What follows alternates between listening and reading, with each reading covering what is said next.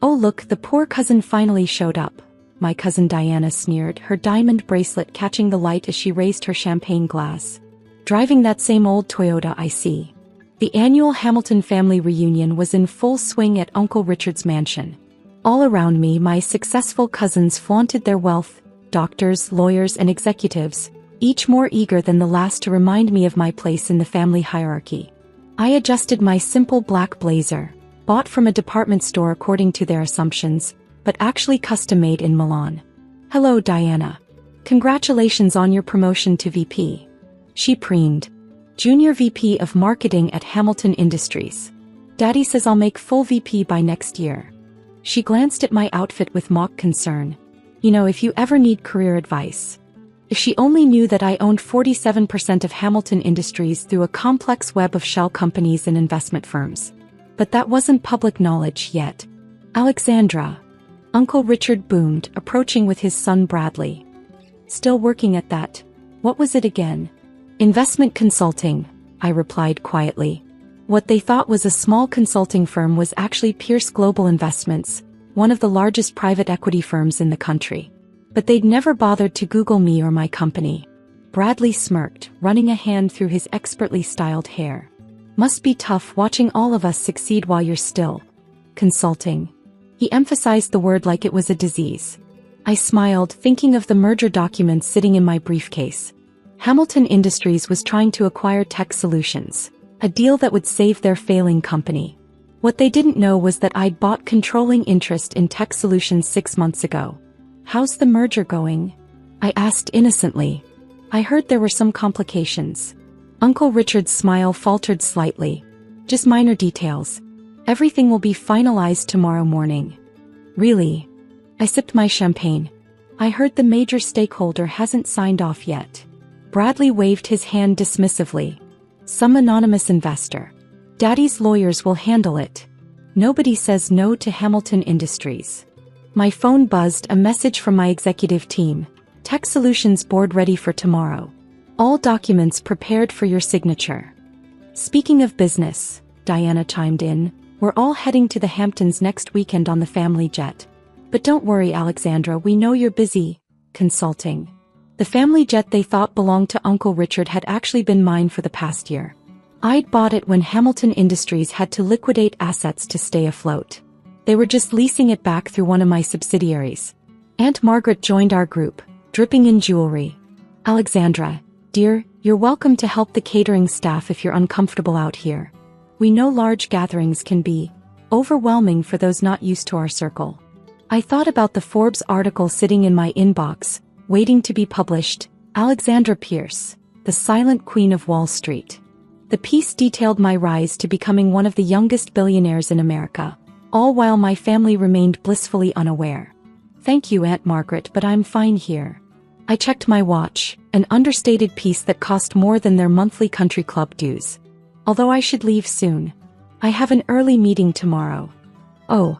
Bradley laughed. "Another exciting day of consulting?" "Something like that," I smiled. "Actually, it's about a merger." Uncle Richard's head snapped up. "Merger?" "Yes," I gathered my things.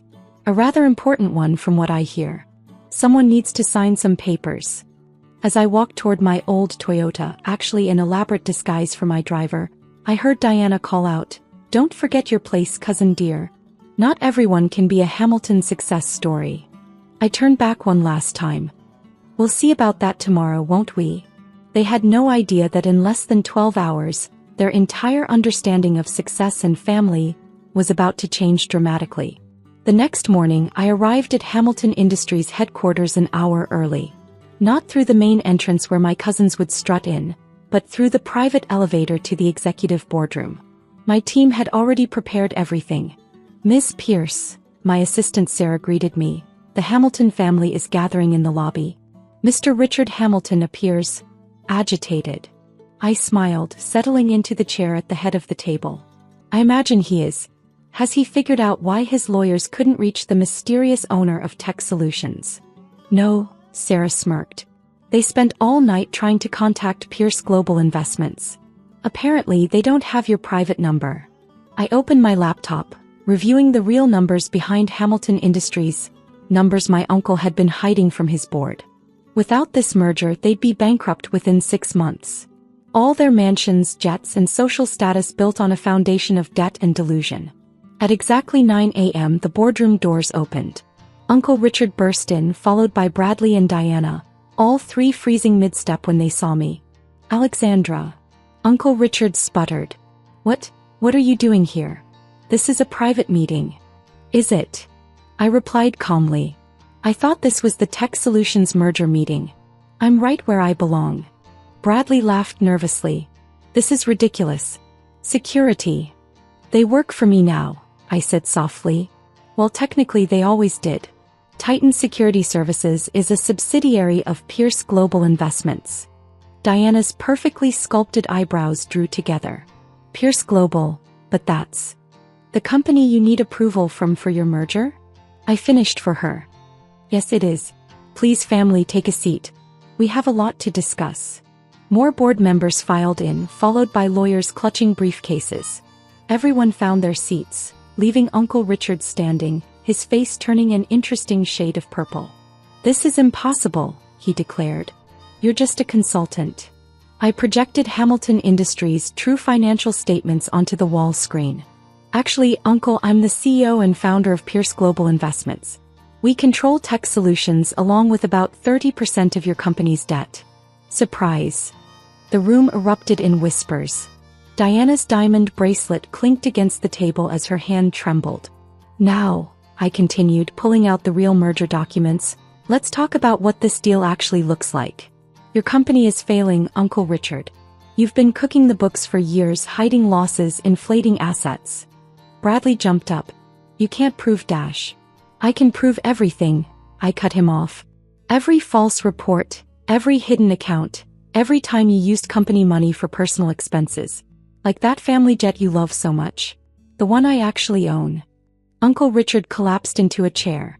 "Why are you doing this?" "Why?" I laughed softly. "Because for years you've treated me like I was beneath you. The poor cousin. The failure. The one who didn't deserve a seat at your table. Well, guess what? I now own the table." I stood up, commanding the room just as they'd always commanded family gatherings. "Here's what's going to happen. I'll approve the merger, saving your company and your reputations. But there will be changes. First," I said, sliding documents across the polished boardroom table, "Bradley and Diana will step down from their executive positions. Those jobs should go to qualified professionals, not family members playing at success." "You can't do this." Diana shrieked, her perfect composure cracking. "Daddy, tell her she can't do this." "Actually, I can. And I am." I pulled up more documents on the screen. "Your division has lost $30 million this year, Diana. Being junior VP of marketing requires more than just posting selfies from business lunches." Bradley slumped in his chair. "This is about the family reunion, isn't it? About how we treated you." "No, Bradley. This is about competence. About earning success instead of inheriting it." I turned to Uncle Richard. "Which brings me to you, Uncle. The board will be restructured. You'll remain as chairman but with significantly reduced power. And the first order of business." I smiled. "Full financial transparency." The color drained from his face. "You'd destroy your own family?" "Destroy." I raised an eyebrow. "I'm saving this company. Your pride and mismanagement nearly destroyed it. Those country club memberships, private schools, and summer homes you've all been flaunting? They were built on corporate fraud and nepotism." The board members were furiously taking notes. My cousin's perfect world was crumbling before their eyes. "The new Hamilton Industries will be run on merit, not bloodlines," I continued. "And yes, Pierce Global will become the majority shareholder. Consider it poetic justice. The poor cousin now owns the family empire." Diana burst into tears, her mascara running. "But what are we supposed to do? We don't know how to work." I finished for her. "Don't worry, cousin dear. I'm not completely heartless. You'll both be offered entry-level positions if you want them. Real jobs with real responsibilities. Time to earn your place." Uncle Richard finally found his voice. "All these years, while we were mocking you, I was building something real," I nodded. "Every snide comment about my car, my clothes, my career, I used it as fuel. While you were all playing rich, I was actually becoming wealthy. The difference is I earned every penny. I stood up, straightening my Chanel suit, the one they'd probably assumed was a knockoff. The merger will proceed, saving hundreds of jobs. Hamilton Industries will survive, but under new leadership. My leadership. And the family? Bradley asked quietly. We'll learn some valuable lessons about judging people. I gathered my things, starting with next month's family reunion. It's being moved to my estate. I think it's time you all saw how the poor cousin really lives. As my shell-shocked family filed out of the boardroom, Diana paused at the door. I don't understand. Why didn't you tell us? All these years. Would you have believed me? I asked. Or would you have tried to use me like you use everything else? The next morning, as headlines announced the merger and my true identity, my phone buzzed with messages from family members who'd suddenly discovered my worth. I ignored them all, focusing instead on the changes ahead. A week later, I watched from my office as Bradley cleaned out his desk, Diana turned in her company car, and Uncle Richard faced his first board meeting as a diminished chairman. The whispers in the hallways weren't about the poor cousin anymore. They were about the brilliant CEO who'd orchestrated the greatest corporate takeover their family had ever seen.